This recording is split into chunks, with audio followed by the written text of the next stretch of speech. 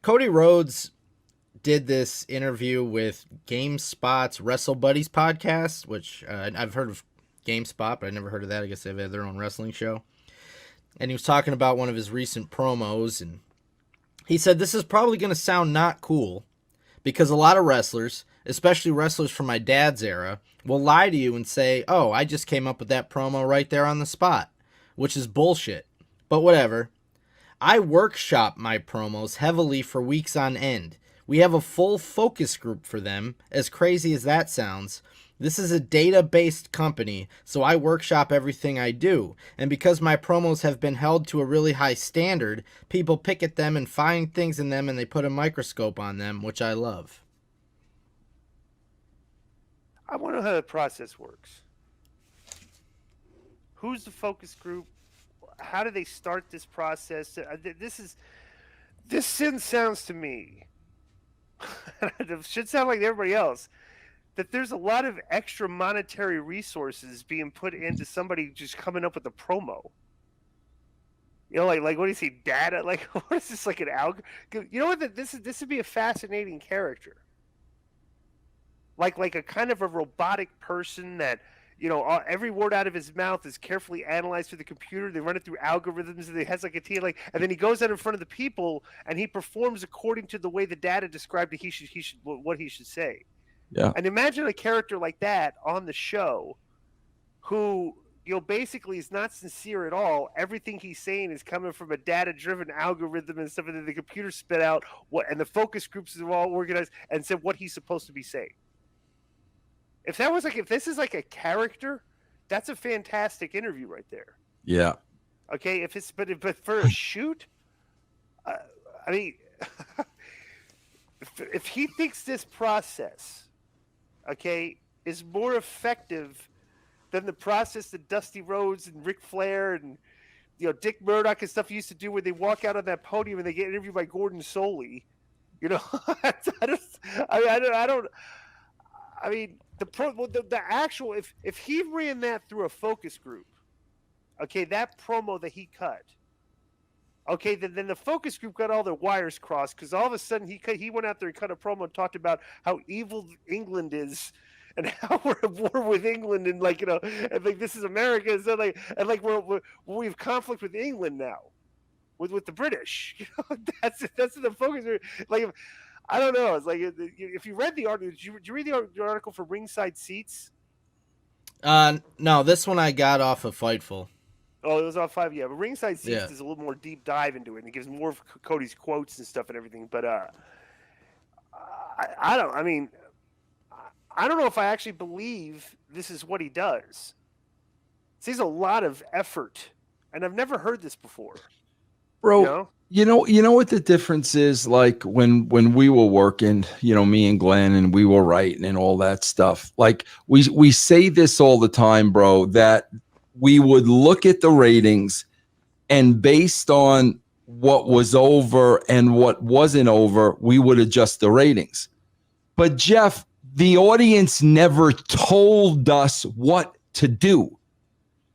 That's what it seems like today's wrestling product has become. We're telling you what to do. You know, Meltzer is telling you the matches have to be 20 minutes. They're telling Cody Rhodes, this is the promo the focus group wants.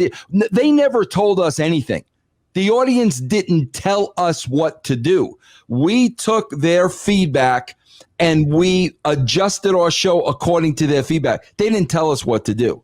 I mean, Jeff, I say this all the time. If you cut a miserable promo, you need acting lessons. There are people that are cutting promos on TV that are awful, awful.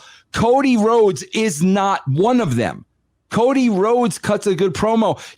Jeff, I tell people this all the time, and it's so simple because I did it. Bro, when you cut a promo, you put yourself in the moment. That's all it is. What is going on in my storyline? Where am I going? What happened the last time? What is my raw emotion here?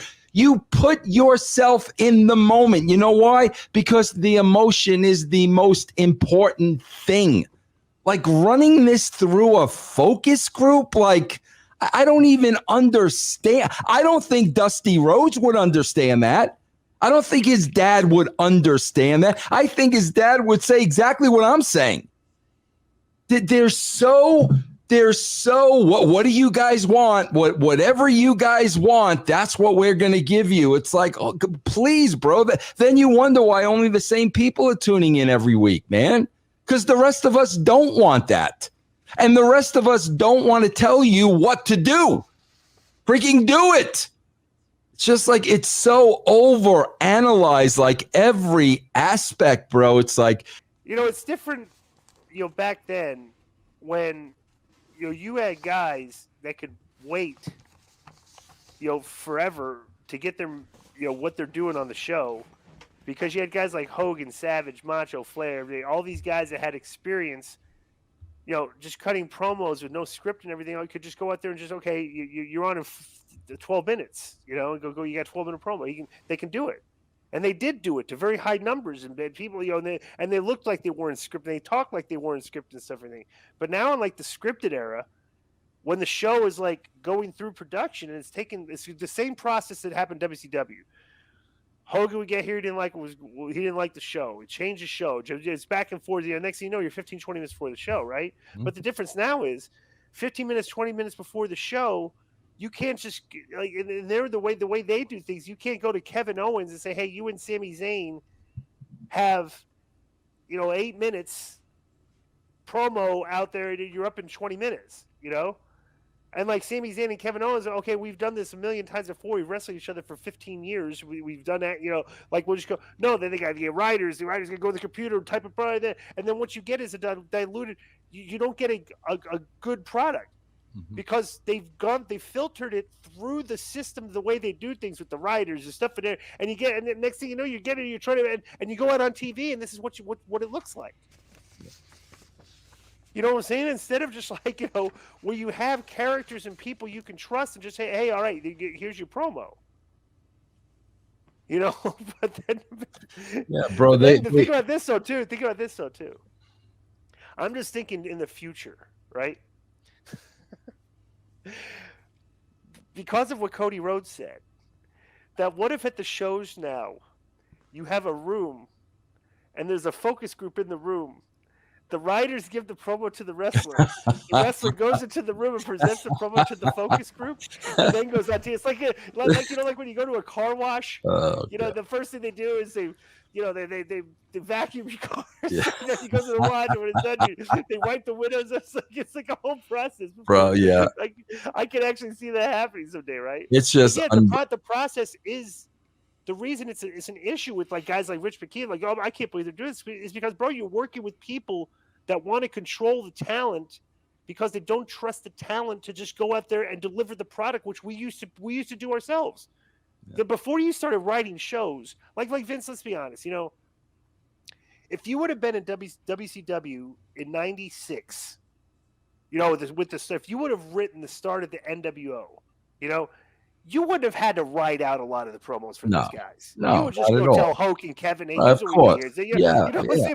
But these days they have to micromanage word for word. Bro, when I wrote promos, okay, Glenn, bro, that was an outline for me. Right. That was an outline for me. Like, okay, this is the story. This is what the character needs to say. So I would take that, bro, here you go. And here's what I would always say, Glenn. Put it in your own words. Put it in your own words. This is what you need to get across. Put it in your own words. Today, it is word by word we never worked that way, bro, ever. Yeah. Ever. You never worked that way unless a guy wanted you to. Unless a guy wanted you to write his promo full out and he was going to memorize it. Jeff Jarrett was that way. I mean, that's what Jeff wanted. Jeff wanted it all written out so he could concentrate on his match. Some people are that way, very few, but they do that for everybody, bro. And you got to treat everybody as an individual case. They've just made the process 100 times harder than it should be. They have just so lost touch with what the business is supposed to be. But anyway, bro, what's next?